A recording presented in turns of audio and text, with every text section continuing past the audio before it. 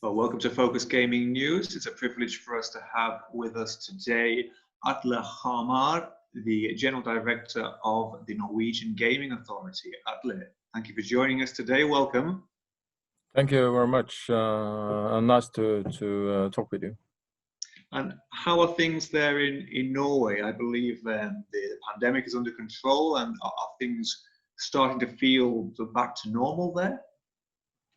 I would say so, that we are in a way back to normal because the pandemic situation has been quite reduced over the last weeks. And according to the gaming and gambling market, we have followed this closely, since we had this outbreak of COVID-19 in March this very year. We have monitored closely the market, and we have not in general, I would say, registered significant boosts or changes in the gambling market during the pandemic in Norway.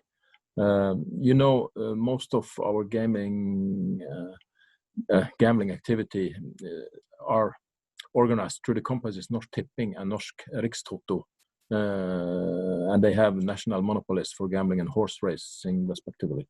So in a way, data, when we look at the data from the national helpline in this situation, where we can track the problem gamblers and the situation according to them,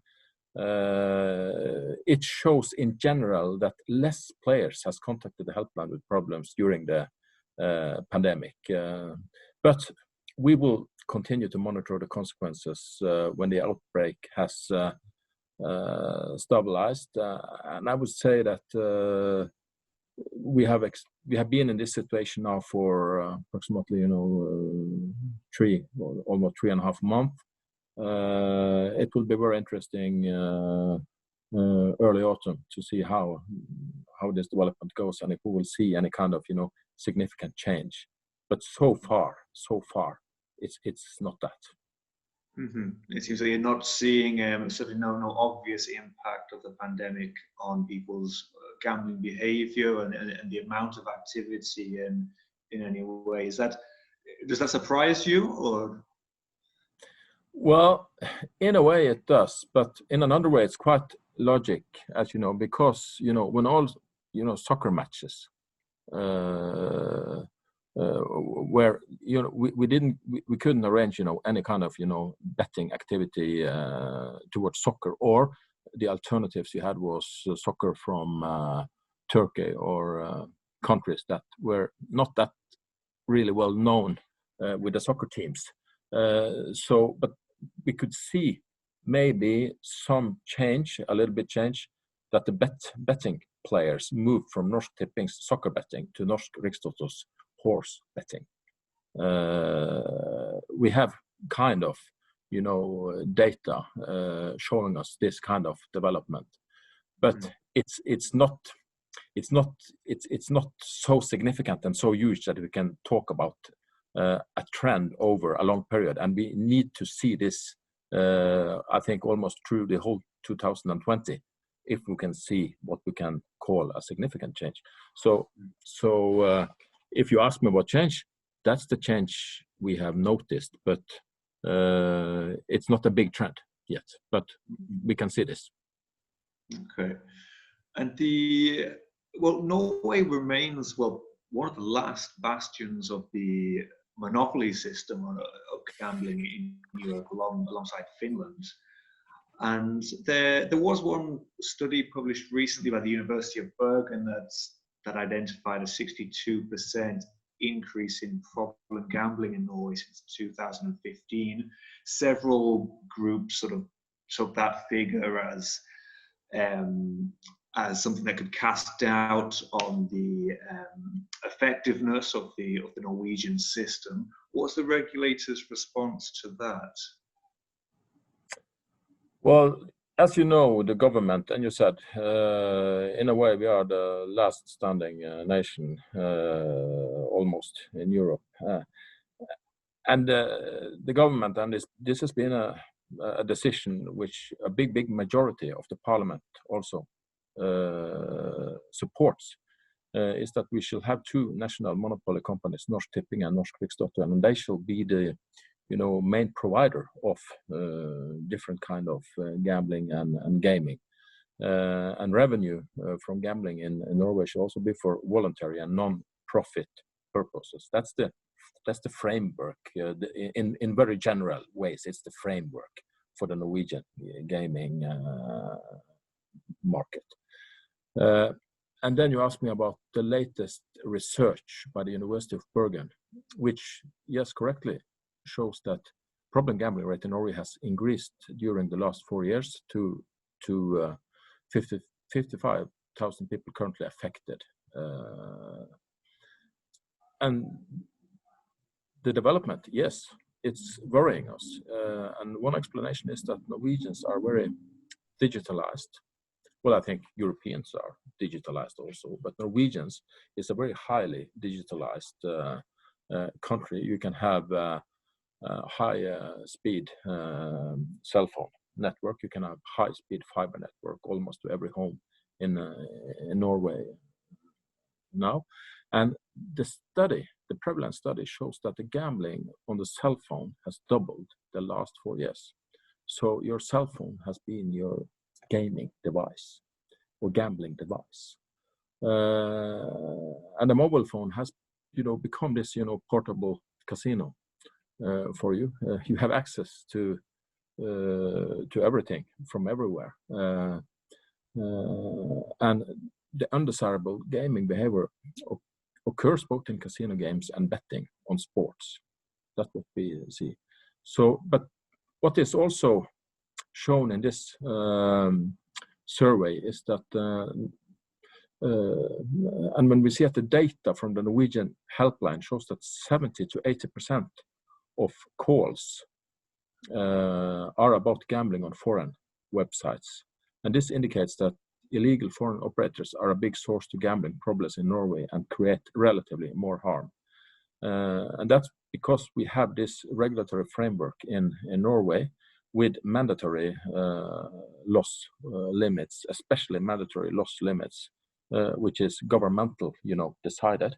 And that's a framework the companies Norsk Tipping and Norsk Rikstoto need to follow this framework. You can't offer games. You can't offer a game to a person when he has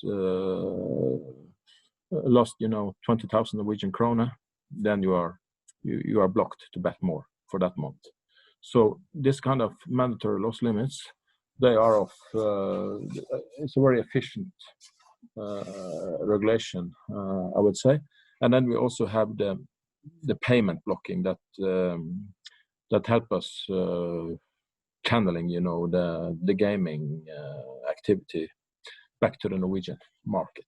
So I would say that yes, development definitively is worrying us, but I think we have a relatively good control according to the Norwegian market. But then we have a problem, with providing, and the internet activity from big, casino and online gaming operators targeting, the Norwegian market without they have no license, so they are going this way through the internet and channel and marketing through television channels and website marketing. Yeah. So, as you say, that higher level of digitalization and that access to offshore providers through digital means certainly means that a lot of controls are necessary to sort of maintain the monopoly system, and several measures have been announced recently. I mean, you mentioned the block on payments through the banks. I know the Parliament also passed new powers to the regulator to block advertising from satellite or offshore television companies, and just this week the regulator announced it had Facebook take down, I think, 36 pages from offshore operators aimed at Norwegian players. Do you think that with all these controls, it'll be possible to completely control the unregulated market from outside of the country? You know, I think if you sum up those measures, if you say that we have this payment blocking through the banks, we have this new law that the Parliament and government passed recently that will be operative from the 1st of January this year. I think with work towards internet operators and pages, you know, like Facebook, that they say that they will follow each country's, you know, laws and regulation. I think this, if you sum up the regulatory mechanism, it will be a kind of, you know, channeling the Norwegian market to the Norwegian responsible gaming companies and the sports betting and the online games and the horse betting games that we offer through those two companies. And I think that the very very good system we have for proactive calls to problem gamblers, where the company calls customer and risk to guide them to game less. That's also something we do through the helpline. And we have then this system with maximum loss limits and mandatory use of budget tools, efficient regulation. And I think most of us, Joe, most of us would be very, we would be very happy if we spend $300 or $400 a month. Most of us, we are there. But some gamblers, they play for much more money. And I think that if you're going to, if betting companies are going to be sustainable, you know, in a kind of, you know, sustainable social framework over the years, I think this is a trend that goes international now, according to the huge trend about, you know, climate and environment. This is also a kind of, you know, how do we act? How do we spend money? How do we act as consumers? And I think that sustainable gaming, if a company wants to be fit and proper and have support also among regulators in their own countries, they need to include responsible tools like mandatory loss limits and budget tools and this kind of framework I have been explaining now. I think that is also good for the company, it's good for the society, and it's good for each individual, because 20,000 krona a month in Norway, well, that's also a lot of money for a lot of people to lose. But still, this is a framework. But if they play on Unibet, you can lose 100,000 Norwegian krona in a very short time. So that's the difference.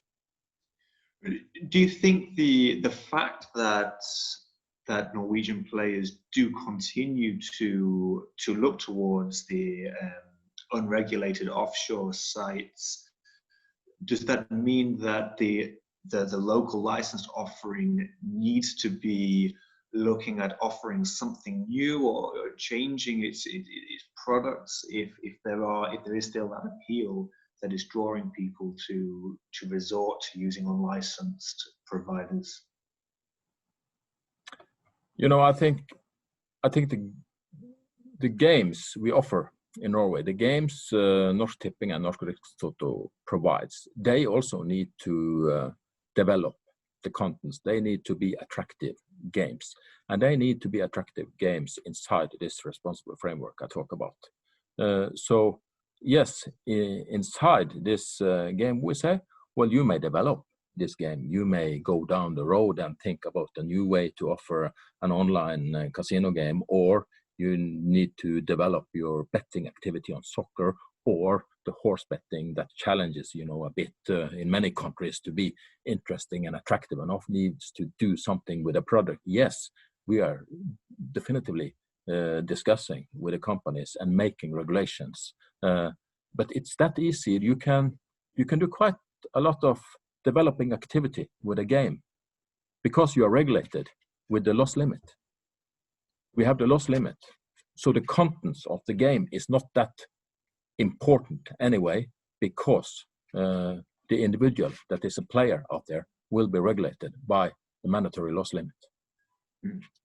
You mentioned loss limits, and I know there was a proposal recently from the Ministry of Agriculture and Food to for Norsk Rikstoto to bring down monthly loss limits on horse racing in line with the lottery loss limits.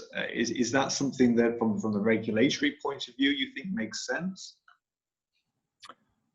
I think that makes sense for Norsk Rikstoto. I think Norsk Rikstoto anyway needs to develop the products a bit more to be attractive in the market, like many horse betting companies needs to do. But it's written in their license, and it's the minister that has given Norsk Rikstoto the license. We regulate. We regulate, according to the criteria that is written in the license, and the license say that Norsk Rikstoto needs to implement those loss limits and also those tracking system and responsible gaming infrastructure in their gaming portfolio. And I think Norsk Rikstoto is quite capable to do this. I think they will manage to do it. And as a regulator, we have a very good discussion with Norsk Rikstoto according how they shall act down the track, being an interesting company for the future. Mm-hmm. Okay. Well, other than the controls and controlling the offshore unregulated markets and the issue of problem gaming, are there other priorities that the Gaming Authority is looking at for the next year? Well, for the next year, we have this new Gaming and Gambling Act that will be passing through the Parliament. I think in the end of this year. Actually, it will be kind of a period now with hearings according to the proposal on this law. And as a regulator, we just sit still in our chairs and wait for the political decisions and the result to come, and then we will definitively, after the Parliament has decided the new act, we will have a lot of work to do, making regulations and drafts for the government to explain my minister what has the Parliament really meant by taking this decision. We will need to work out the details and the regulations. Yes, so I think we will have a lot of work with the new Gaming Act in 2021. Mm-hmm. Excellent. Well, Atle, is there anything else you would like to add before we finish?